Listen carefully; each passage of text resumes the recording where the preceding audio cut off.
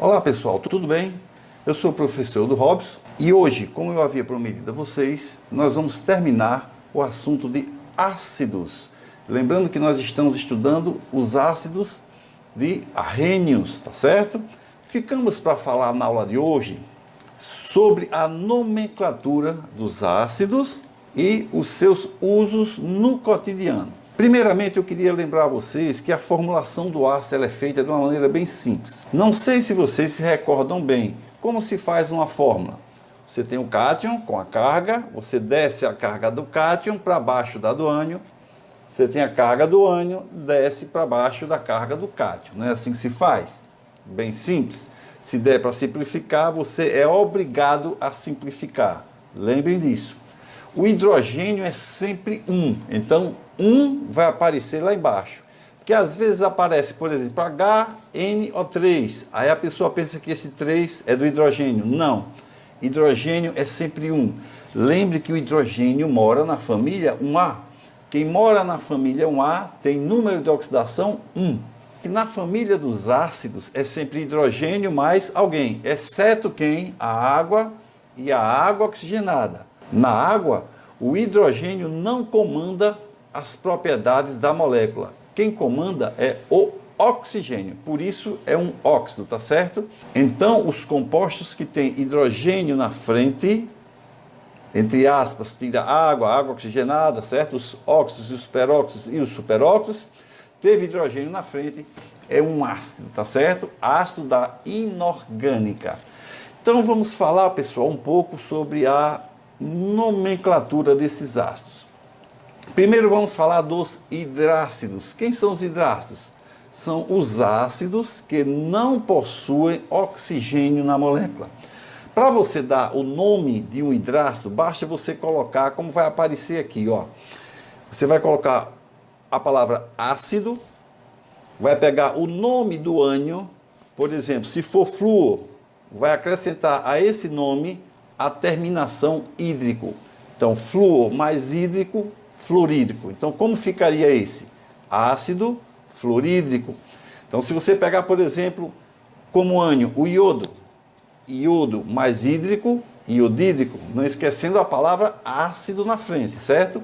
Se você pegar o bromo, vai ser bromo mais a terminação hídrico, bromídrico. Palavra ácido na frente. Se você pegar, por exemplo, HCN, o CN é o radical cianeto, não é isso?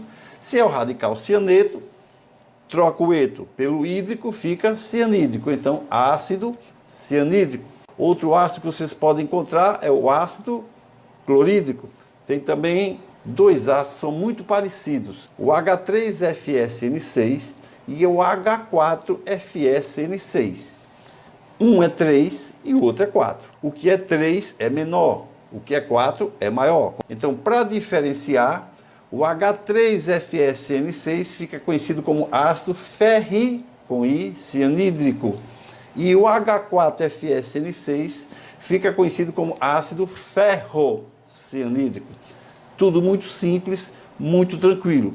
Aí você vai me dizer, professor, mas eu já ouvi falar que se fossem gases, ele pode receber o nome ao contrário. Dá o nome do ânion, com a terminação eto, e mais a palavra hidrogênio. Isto é verdade. Por exemplo, o ácido clorídrico na forma gasosa é cloreto de hidrogênio. O ácido bromídrico, brometo de hidrogênio. O ácido sulfídrico, que é o H2S, sulfeto de hidrogênio. Isso também é verdadeiro. E como seria a nomenclatura dos oxiácidos? Há duas maneiras de você fazer. Você pode fazer ou por NOx, ou você pode fazer por uma tabelinha com os ácidos padrões da família. Como seria a nomenclatura por NOx? É bem simples. Fazendo pelo número de oxidação. Quando você calcular o NOx do elemento central, se der valor 1, é bem simples. Você vai escrever a palavra ácido, vai colocar o prefixo hipo, o nome do elemento central, mais a terminação oso. Vamos colocar o cloro. Vai ficar HClO. Quando você calcula o NOx do cloro, nesta fórmula, ele vai dar mais 1, tá certo? Então, como que é o nome? Ácido, prefixo hipo, O nome não é cloro, cloro mais oso, cloroso. Então fica ácido hipocloroso. E se por acaso der 2 ou 3, não tem problema. Ele só vai perder o prefixo hipo, fica só com o sufixo oso. É o caso do HClO2. Quando você calcula o NOx do cloro neste composto, o NOx dele vai dar 3, perdão, viu? O NOx dele vai dar 3. Então, como vai dar 3, dando 3 ou 2, só perde o prefixo hipo. Ficaria então ácido, nome do elemento cloro, mais o sufixo oso. Ácido cloroso, muito fácil. E se o NOx der 5 ou 6, como é que vocês vão proceder?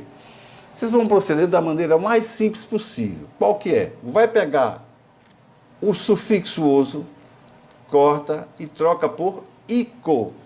É o caso do HClO3. Quando você pega o HClO3 e calcula o NOx do cloro, ele vai bater 5, tá certo? Então, NOx 5 e 6 é só você trocar o sufixo de oso para ico. O elemento central não é cloro? Então, cloro mais ico fica clórico. Então, passou de cloroso para clórico. A palavra ácido permanece. Fica ácido clórico. E se bater NOx 7? Se bater NOx 7, tem uma novidade. Vai aparecer um novo prefixo. Qual que é? O prefixo per. Então, fica ácido per, nome do elemento que é cloro, mais a terminação ico.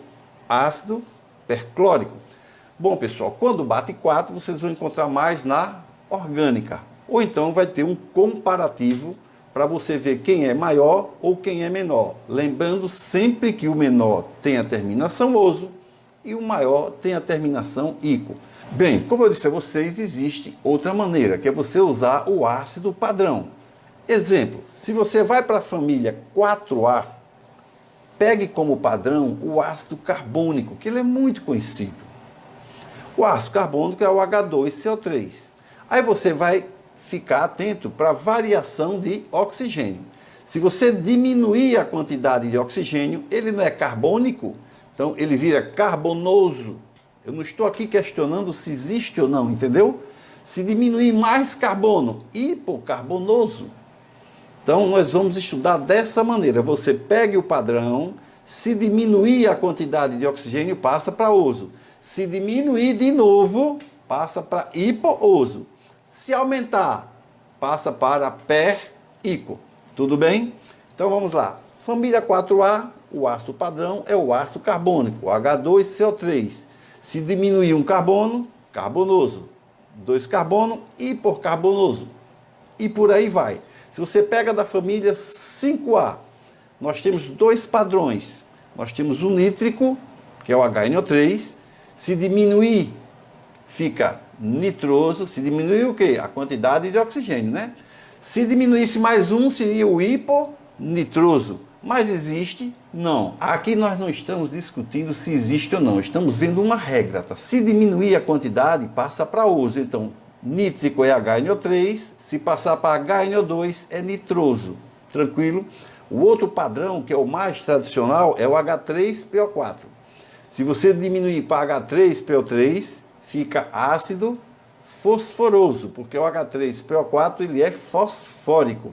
Aí se aumentasse para H3PO5, vamos supor que isso possa acontecer, isso ficaria o ácido perfosfórico. Está entendendo como que é o raciocínio? Então, se você for para a família 6A, o padrão vai ser o ácido sulfúrico, o H2SO4.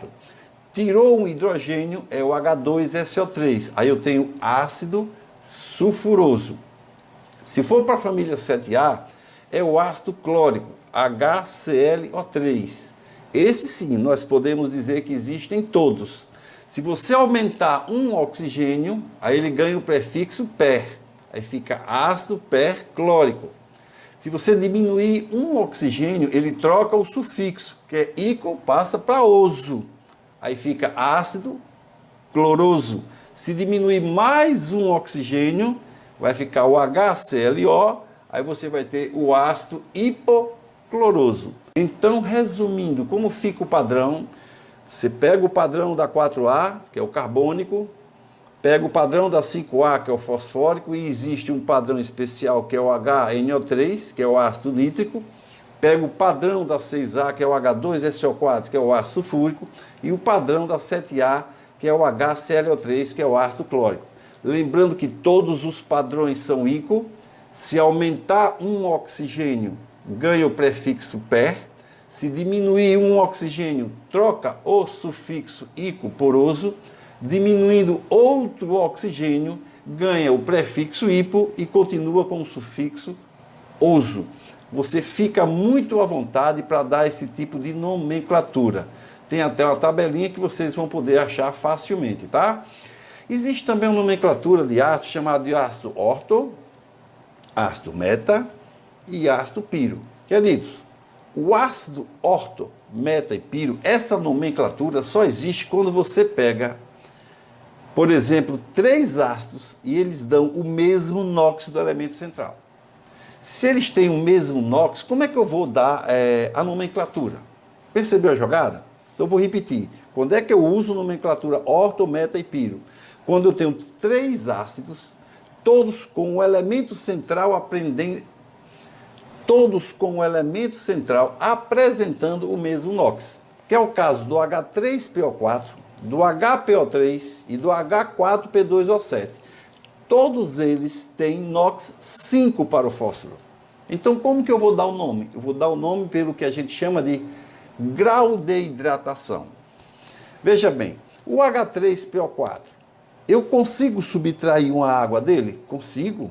H3PO4 menos H2O vai dar quem? Vai dar H, porque eu tirei 2 hidrogênios, e em vez de PO4 vai dar PO3. Fica HPO3. Então, o H3PO4 menos água dá H3PO3. Todo ácido que você consegue subtrair uma molécula de água, ele também pode ser chamado de ácido orto. Então, o ácido fosfórico, ele também é conhecido como ácido ortofosfórico. Por quê? Porque eu consigo subtrair dele uma molécula de água bem fácil, bem tranquilo. E o ácido resultante dessa subtração, qual que foi? Não foi o HPO3? Bom, esse HPO3, ele passa a se chamar ácido metafosfórico. Então, o que é o ácido meta? É o ácido resultante da subtração de uma molécula de água a partir de um ácido orto. Bem fácil, bem tranquilo. Ponto.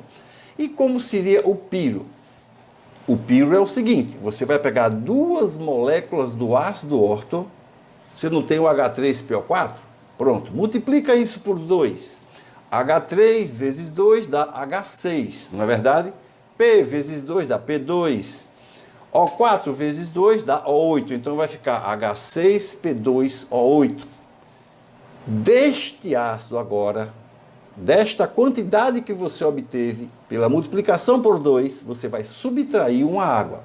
Então, quando você faz H6 menos H2 da água, fica H4. P2 não tem nada para subtrair, continua. O8 menos 1O da água fica O7. Ou seja, resulta no H4P2O7. Este ácido é chamado de ácido pirofosfórico. Então, o que é o ácido piro? O ácido piro é obtido através da subtração de uma molécula de água partindo de 2 moléculas de ácido orto. Bem fácil, bem tranquilo. Então é dessa maneira que a gente dá a nomenclatura dos ácidos, pessoal. Então bem simples, bem tranquilo.